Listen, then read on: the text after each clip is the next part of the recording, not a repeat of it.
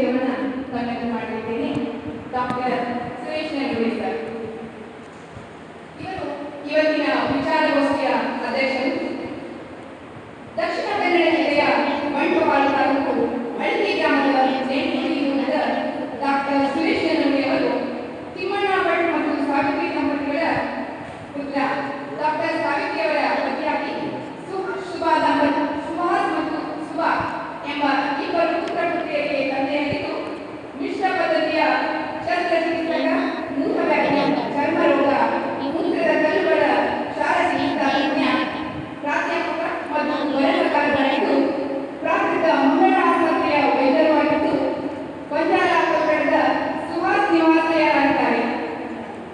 ಕೊಡಚೂರು ಆಯುರ್ವೇದ ಆಸ್ಪತ್ರೆಯಲ್ಲಿ ವೈದ್ಯಕೀಯ ನಿರೀಕ್ಷಕರಾಗಿದ್ದಾರೆ. 30 ವರ್ಷಗಳಿಂದ ವೈದ್ಯಕೀಯ ಪ್ರಾಂಶುಪಾಲರಾಗಿದ್ದಾರೆ. ಇವರ 12 ಸಂಕಲನಗಳು ಯೋಗ ಕೈಗೊಂಡಿವೆ. ಬಂಟ್ವಾಳ ತಾಲೂಕಿನ ಪ್ರಸ್ತಾಪ ಸಮ್ಮೇಳನದ ಸರ್ವಾಧ್ಯಕ್ಷರು, ಚಲನಚಿತ್ರ ನಟರಾಗಿಯೂ ಅನುಭವವನ್ನು ಪಡೆದಿದ್ದಾರೆ. ಪ್ರಸ್ತುತ ಅವಾಸಪ ಬಂಟ್ವಾಳ ತಾಲೂಕಿನ ಅಧ್ಯಕ್ಷರಾಗಿದ್ದಾರೆ. ಜಿಸಿ ಮಾಜಿ ಅಧ್ಯಕ್ಷರು, ರೂಟರಿ ಮಾಜಿ ಸದಸ್ಯರು, ಲಯನ್ ಮಾಜಿ ಸದಸ್ಯರು, ವೈದ್ಯಕೀಯ ಸಂಘದ ಮಾಜಿ ಅಧ್ಯಕ್ಷರು ಕೂಡ ಆಗಿದ್ದಾರೆ. ಸಾಹಿತ್ಯ ವೇದಿಕೆ ಅಖಿಲ ಭಾರತದ ಸಾಹಿತ್ಯ ಪರಿಷತ್ ಹಾಲಿ ಅಧ್ಯಕ್ಷರು ಆಗಿದ್ದು, ಮುಂತಾದ ಚುಟುಕು ಸಾಹಿತ್ಯ ಪರಿಷತ್ತಿನ ಮಾಜಿ ಅಧ್ಯಕ್ಷರು ಕೂಡ ಇವರಾಗಿದ್ದಾರೆ. ವೈದ್ಯಕೀಯ ಹಾಗೂ ವೈದ್ಯಕೇತರ ನೆಲೆಯಲ್ಲಿ 100ರ ಮೇಲೆ ಜಾಲತಾಣದ ಪ್ರಶಸ್ತಿಗಳು, 20ರ ಮೇಲೆ ವೈದ್ಯಕೀಯ ಪ್ರಶಸ್ತಿಗಳು ಲಭಿಸಿವೆ. ತಮ್ಮ ನುಡಿಗಳಿಗಾಗಿ ವೇದಿಕೆಯನ್ನು ಅನುವು ಮಾಡಿಕೊಟ್ಟಿದ್ದೇನೆ ಸರ್.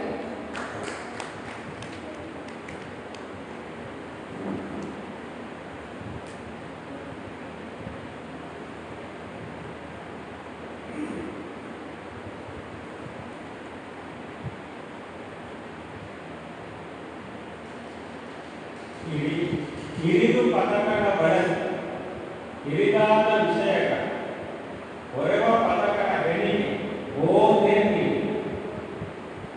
ವರಪುರಂದರ ನುಡಿ ಸರಿಯಲಾಗದು ದೂರ ಮರೆಯಲಿಯ ಸಾಹಿತ್ಯ ನೀರತ ವೇದಿಕೆಯಲ್ಲಿರುವ ಇವತ್ತಿನ ಕಾರ್ಯಕ್ರಮದ ಪ್ರಧಾನ ಉಪನ್ಯಾಸಕರ ಸನ್ಮಾನ್ಯ ರಘುಪತಿ ಹಾಗೆಯೇ ನಮ್ಮ ಉಡುಪಿಯ ರಾಜ್ಯೋತ್ಸವ ಅಧ್ಯಕ್ಷರಾದಂಥ ನಾಯಕರವರು ಮತ್ತು ನನ್ನ ಆತ್ಮೀಯ ಗೆಳತಿಯರು, ನಮ್ಮ ಹಲವಾರು ಸಾಹಿತ್ಯ ಪರಿಷತ್ತಿನ ಪುತ್ತೂರು ಶಾಮರಾಜ ಮತ್ತು ವೇದಿಕೆ ವಿದ್ಯಾರ್ಥಿಗಳಿರುವ ಈ ಕರ್ನಾಟಕ ಚುಟುಕು ಸಾಹಿತ್ಯ ಪರಿಷತ್ತಿನ ಸಂಸ್ಥಾಪಕ ಅಧ್ಯಕ್ಷ ಕೃಷ್ಣಮೂರ್ತಿ ಉದಂಕರ್ ಸಹಿತ ಇತರ ಎಲ್ಲ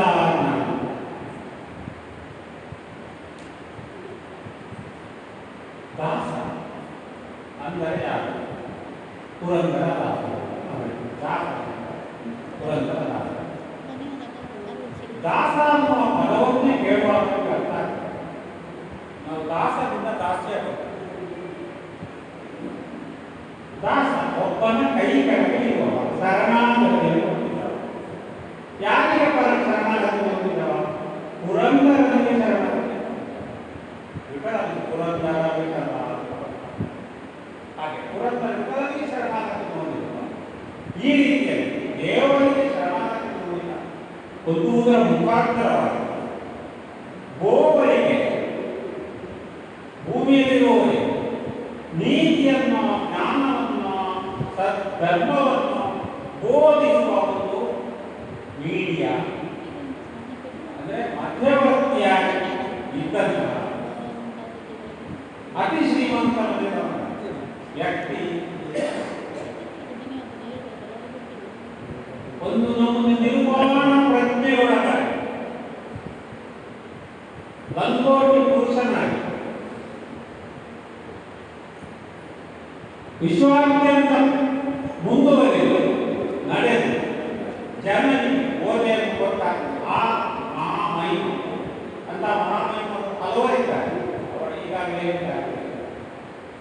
ಅಂಥವರ ಇಲ್ಲಿ ಒಬ್ಬರ ಪುರಂದರದಾಸ ಅತಿ ಶ್ರೇಷ್ಠರಾಗಿದ್ದಾರೆ. ಯಾಕೆ?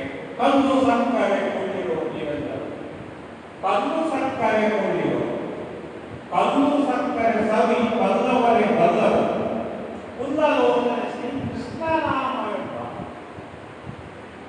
ಎತ್ತು ರೇಣುಗಳಿಂದ ಒತ್ತು ಮಾರುವುದಲ್ಲ ಒತ್ತೊತ್ತಿ ಗೋಣಿಯನ್ನು ಅಲ್ಲ ಎತ್ತ ಹೋದರೂ ಬಾಡಿಗೆ ಸುಂಕವದಕ್ಕಿಲ್ಲ ಉತ್ತಮ ಸರದಿ ಅತಿ ಲಾಭಕರವಲ್ಲ ಸಂತೆ ಕಂತೆಗೆ ಹೋಗಿ ಶ್ರಮಪಡಿಸುವುದಲ್ಲ ಸಂತೆಯೊಳಗೆ ಇದು ಮಾರುವುದು ಅಲ್ಲ ಸಂತತ ಭಕ್ತರಿಗೆ ಸವಿಗೊಳಿಸಲು ಅಂತ ಪುರಂದರ ವಿಠಲನಾಮವೆಂಬ ಈ ರೀತಿಯ ಕಪ್ಪು ಸಕ್ಕರೆಯನ್ನು ಕೊಟ್ಟಂದರೆ ಪುರಂದರದಾಸರು ಅನ್ನುವಂತಹ ಒಬ್ಬ ತತ್ವಜ್ಞಾನಿ, ಒಬ್ಬ ಭಾರತೀಯ ಸಂತ, ಮೇಲಾಗಿ ಸಂಗೀತಗಾರ, ಭಕ್ತಿ ಚಳುವಳಿಯ ಅತ್ಯಂತ ಪ್ರಮುಖ ವ್ಯಕ್ತಿಗಳಲ್ಲಿ ಭಕ್ತಿ ಚಳುವಳಿಗಳಲ್ಲಿ ಅತ್ಯಂತ ಪ್ರಮುಖ ವ್ಯಕ್ತಿಗಳಲ್ಲಿ ಒಬ್ಬ ಕರ್ನಾಟಕ ಸಂಗೀತ ಪಿತಾಮಹ. ಪುರಂದರ ಗಣದ ವ್ಯಕ್ತಿ, ಜನಿಸಿದ್ದು ಪುರಂದರ ಗಣ, ಭಜಿಸಿದ್ದು ಪುರಂದರ.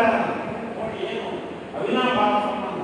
ಆಶ್ರಯ ಶ್ರೀಮಂತ ಕುಟುಂಬದವರು, ವ್ಯಾಸರಾಯರು ಅವರ ಮುಖಾಂತರ ದೀಕ್ಷೆಯನ್ನು ತೆಗೆದುಕೊಂಡವರು, ಕನ್ನಡದಲ್ಲಿ ಕೀರ್ತನೆಗಳು ಎನ್ನುವಂತಹ ಶಿರೋನಾಮೆ ಹಲವಾರು ಭಕ್ತಿ ಗೀತೆಗಳನ್ನು ರಚಿಸಿದರು.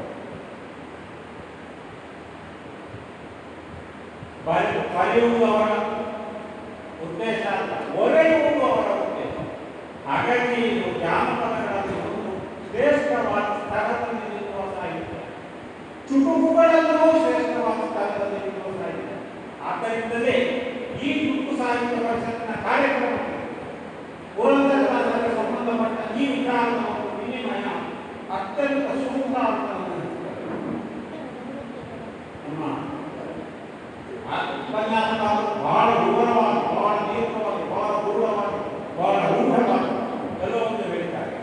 ತತ್ವಶಾಸ್ತ್ರ ಪುರಂದರದಾಸರು ಕೊಟ್ಟಂತಹ ಎಲ್ಲ ತತ್ವಶಾಸ್ತ್ರ, ಆ ಪುರಂದರದಾಸರ ರಚನೆಗಳನ್ನು ಓದುತ್ತಾ ಹೋದರೆ, ಅದು ಅರಗಿಸುತ್ತಾ ಹೋದರೆ ಆತ ಒಂದು ಏನು ಉತ್ತಮವಾದ ವ್ಯಕ್ತಿತ್ವವುಳ್ಳ ವ್ಯಕ್ತಿ ಆಗ್ತಾರೆ. ವ್ಯಕ್ತಿಯಲ್ಲಿ ಬದಲಾವಣೆ ತರುವ ಸಾಮರ್ಥ್ಯ ಇರುವಂತಹ ಒಂದು ಏನು ವಿಷಯ ಅಂದರೆ ಪುರಂದರದಾಸರ ಸಾಹಿತ್ಯ. ಪುರಂದರು ಉದಾಹರಣೆ, ಅವರು ಪ್ರಮುಖರು. ಅದೇ ರೀತಿ ನಾವು ನೋಡಿದ್ರೆ ವ್ಯಾಸರಾಯರಿದ್ದಾರೆ, ಕನಕದಾಸರಿದ್ದಾರೆ, ರಾಘವೇಂದ್ರ ಸ್ವಾಮಿ ಇದ್ದಾರೆ, ಅನ್ನದಾಸ ಅಂತಿದ್ದಾರೆ, ಕನ್ನಡದಲ್ಲಿ ಭಕ್ತಿ ಗೀತೆಗಳನ್ನು ಬರೆದವರು ಗೋಪಾಲದಾಸ ಅಂತಿದ್ದಾರೆ, ಜಯದೇವ ಅಂತಿದ್ದಾರೆ. ಇವರೆಲ್ಲ ನೋಡಿ, ಇವರಿಗೆ ಆಶ್ರಯದಾತ ಇದೆ. ಪ್ರತಿಯೊಬ್ಬರಿಗೂ ಒಂದೊಂದು ಒಂದು ಆಶ್ರಯದಾತ ಇದೆ. ಕೃಷ್ಣದೇವರಾಯ ಆಶ್ರಯದಲ್ಲಿ ಪುರಂದರದಾಸರಿದ್ದರು, ಹಾಗೆ ಇತರ ಸಮಾಜಗಳಿದ್ದರು. ಅಚ್ಯುತ ದೇವರಾಯ ದೇವರಾಯರು ಕೃಷ್ಣದೇವರಾಯ ಆಶ್ರಯದಲ್ಲಿದ್ದರು. ವಿಜಯನಗರ ಸಾಮ್ರಾಜ್ಯದ ಆಡಳಿತಗಾರ ಸದಾಶಿವರಾಯರು, ಹಾಗೆ ತೆನ್ನಾಲಿರಾಮ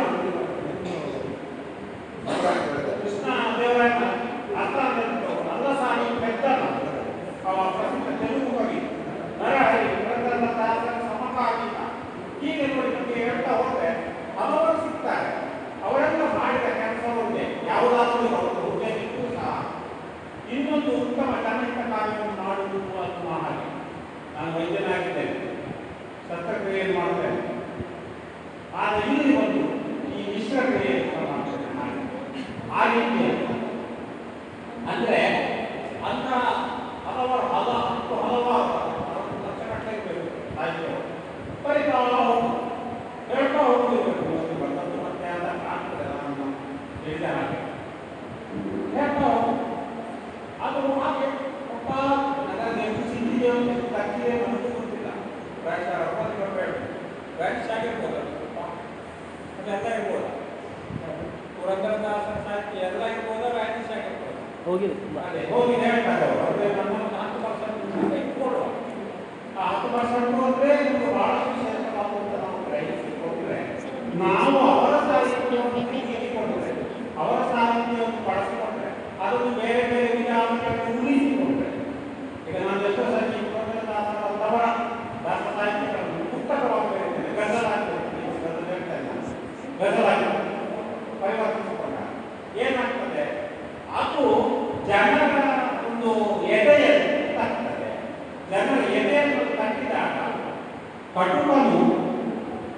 ಮೃದುವಾಗುತ್ತದೆ.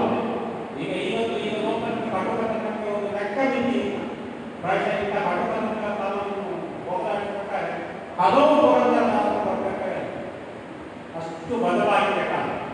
ಅಂದು ನಾವು ಈ ಕರ್ನಾಟಕ ಸಾಹಿತ್ಯ ಪರಿಷತ್ ಬಹಳ ಉತ್ತಮವಾದ ಕಾರ್ಯಕ್ರಮವನ್ನು ಹಮ್ಮಿಕೊಂಡಿದ್ದೆ ಮಾಡಿದೆ. ಈ ಬಗ್ಗೆ ವಿಶ್ವವಿದ್ಯಾಲಯವರಿಗೆ ಬಹಳ ಅಭಿವಂದನೆಗಳನ್ನು ಅರ್ಪಿಸಬೇಕಿದೆ. ಯಾಕಂದರೆ ಇದು ಸಕಾಲ ಮತ್ತು ಇದು ಸುಕಾಲ. ಆದರೆ ಈ ರೀತಿಯ ಕಾರ್ಯಕ್ರಮಗಳು ಸಹಸ್ರಾರು ಟಿವಿಗಳಿಗೆ ಬಿಡಬೇಕು. ಹಾಗಾಗಿ ಇದನ್ನೇನು ಮಾಡಬೇಕು ಅಂದರೆ ಪಬ್ಲಿಕೇಶನ್ ಕಾಂಪಿಟೇಷನ್ ಮಾಡಿ ಒಬ್ಬೊಬ್ಬರಿಗೆ 2 ಟಿವಿಯನ್ನು ಒಂದು 200 ಟಿವಿಗಳಿಗೆ ಕೇಳಿಸಬೇಕು. ಹಾಗೆ ಮಾಡಿದಾಗ ಪ್ರಾಯಶಃ ಇದು ಈ ಕಾರ್ಯಕ್ರಮದ ಒಂದು ಏನು ಹಂಚುವಿಕೆ ಚೆನ್ನಾಗಿ ಹಾಕುವುದು ಅಂತ ನನ್ನ ಒಂದು ಆಲೋಚನೆ. ಅಂದು ಒಂದು ಉತ್ತಮವಾದ ಕಾರ್ಯಕ್ರಮ ಬಹಳ ಸಂಬಂಧಪಟ್ಟಂಥ ಏನು ಉಪನ್ಯಾಸಕಾರರು ಸಿಗುತ್ತಿಲ್ಲ, ಅಂಥ ಉತ್ತಮ ವಿದ್ವಾಂಸರು ಸಿಕ್ಕಿದ್ದಾರೆ. ನನ್ನವರು ಬೇರೆ ಮಾತುಗಳನ್ನು ಕೇಳಿದ್ದೇನೆ. ಅವರ ಅಂಥ ಜ್ಞಾನವಂತರು ಇವತ್ತು ಏನೋ ಒಂದಷ್ಟು ನಿಮಗೆ ಏನಾದರೂ ಒಂದು ಕೊಟ್ಟಲ್ಲ ಅದನ್ನು ಕಿಸೆಯಲ್ಲಿ ಭದ್ರವಾಗಿ ಇಟ್ಕೊಂಡು ಅದನ್ನು ಹಂಚಿ ತಲುಪಿಸುತ್ತಾರೆ. ಅದುವೇ ನಿಮಗೆ ಸಿಕ್ಕಿದ ತಲುಪಿಸುತ್ತಾರೆ. ಹಾಗೆ ಉತ್ತಮವಾದ ಮಾತುಗಳನ್ನಾಡಿದ ಹಲವಾರು ಪ್ರಶಸ್ತಿಗಳನ್ನು ಅತ್ಯುತ್ತಮ ಸಾಹಿತಿ ನಾಯಕರು ಎಲ್ಲರೂ ಒಟ್ಟು ಸೇರಿ ಹೋಗಿ ಸಂಘಟನೆ ಸಂಘ ಇದನ್ನು ನಡೆಸಿ ಚೆನ್ನಾಗಿ ನಡೆಸ್ತಾ ಇದ್ದೀವಿ. ಹಲವಾರು ಕಡೆ ಇಂಥ ಕಾರ್ಯಕ್ರಮಗಳು ನಡೆಯಲಿ. ಇದಕ್ಕೆ ಶುಭವಾಗಿದೆ ಅಂತ ನಾನು ಮುಕ್ತಕ ರೂಪದಲ್ಲಿ ಒಂದು ಪುರಂದರದಾಸ ಈ ಕಾರ್ಯಕ್ರಮವನ್ನು ಮುಕ್ತಕಲ್ಲ ಬೆಸದ ರೂಪದಲ್ಲಿ ಆಗ ಮುಕ್ತಕ ಚುಟುಕಿನಲ್ಲಿ ವ್ಯವಹಾರ ಪುಸ್ತಕದಲ್ಲಿರಲಿ, ಮೊಟಕು ಕೂಡಿಸಿದ ರೀತಿ ವಚನವಿರಲಿ.